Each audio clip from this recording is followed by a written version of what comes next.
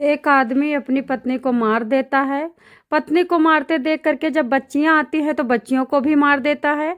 मारने के लिए वो पहले से ही 3,000 का तमंचा खरीदता है।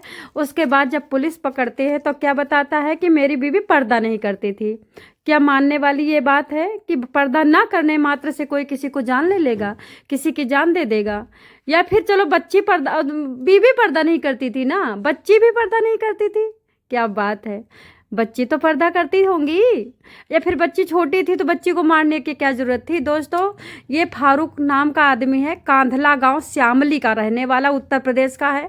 ये 9 नवंबर को इसकी बीवी मायके से आती है और ये रात को 9:10 पे या 10:00 पे अपनी बीवी को मार देता है।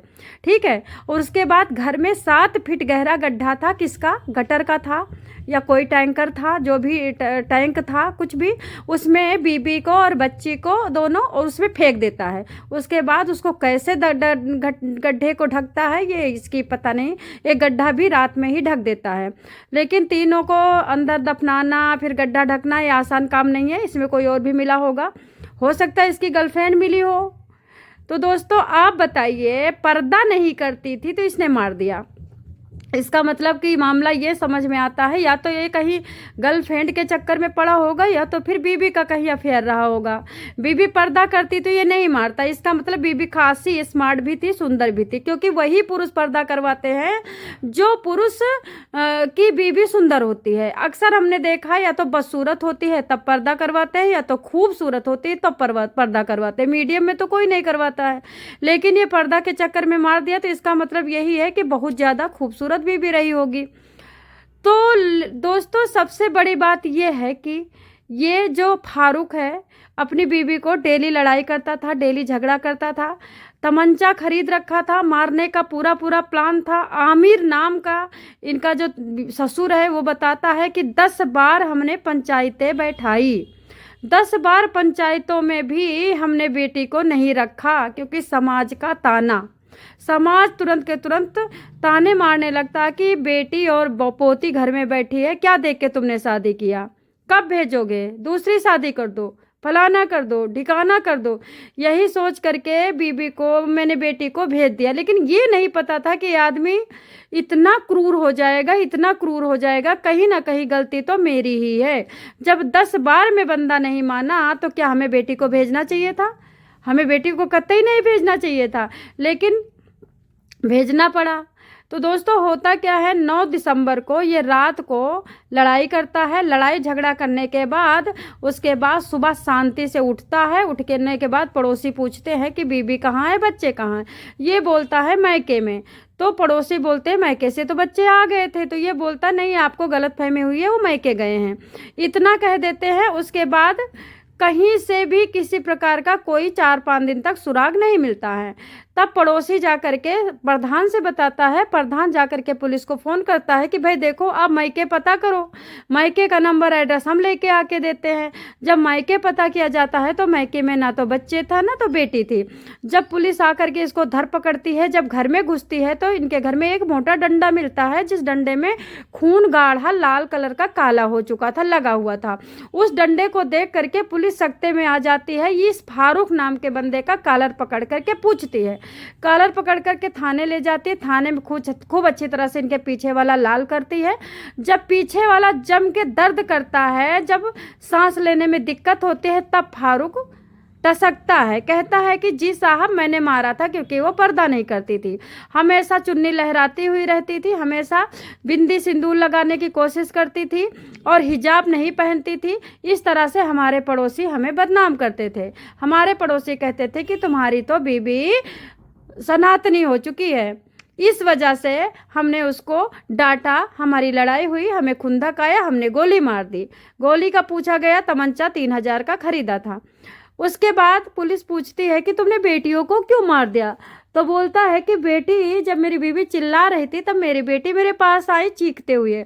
बेटी को, बड़ी बेटी को मैंने डंडा मारा, वही खून है, क्योंकि आंख पे डंडा मारा, आंख बाहर निकल गई है, वही खून है। बेटी की तुरंत मौत हो गई। लेकिन छोटी बेटी हमारी नहीं मर रही थी। छोटी बेटी का फिर हमने ज़मीन में लिटा करके उसके छाती पे चढ़ करके गला दबा दिया। अब आप सोच सकते हो कि क्या भेड़िया भी ऐसा करेगा, हाथी घोड़ा भी ऐसा करेगा। मैं बार बार कहती हूँ, अब इंसान इंसान नहीं रहा, जानवर हो चुका है। इंसान देख रहा है कि अगला आदमी अच्छा है, फिर भी उसको नीचा दिखाने के लिए इतना गिर जाता है, इतना गिर जाता है, किसी की अच्छाई को दबाने के लिए अपनी बुराई निकाल देता है इंसान। इतना गिरा हुआ ये फारूक। उसके बाद जब ये सारा वाकया सुनते हैं तो पुलिस जेसीबी बुलाती है। जेसीबी बुला करके श्यामली थाने की, वहीं कांधला थाने की पुलिस 3-4 टीमें गठित करती है। लाश निकाली जाती है, पोस्टमार्टम के लिए लाश भेजी जाती है। जब इससे पूछ करके सारी जानकारी बाहर आती है तो गांव के लोग इसको पहले ही धर पकड़ करके कूटते हैं, लेकिन पुलिस कई सारी फोर्स मंगा रखी थी, गांव के लोगों को डंडा के द्वारा दूर करती है। उसके बाद इस फारूक नाम के राक्षस को पकड़ के ले जाती है। अब बताइए, तुम अगर अपनी गर्लफ्रेंड से मिलना चाहते थे तो तुम तलाक दे देते, घर छोड़ के भाग जाते, तुम कहीं और बिजनेस कर लेते, परदेश चले जाते, तुम क्यों नहीं मर गए? मैं तो यही पूछती, पर्दा वो नहीं करती थी और शर्म तुम्हें लगती थी, गांव तुम्हें टोकता था, तो गांव क्यों नहीं मर गया?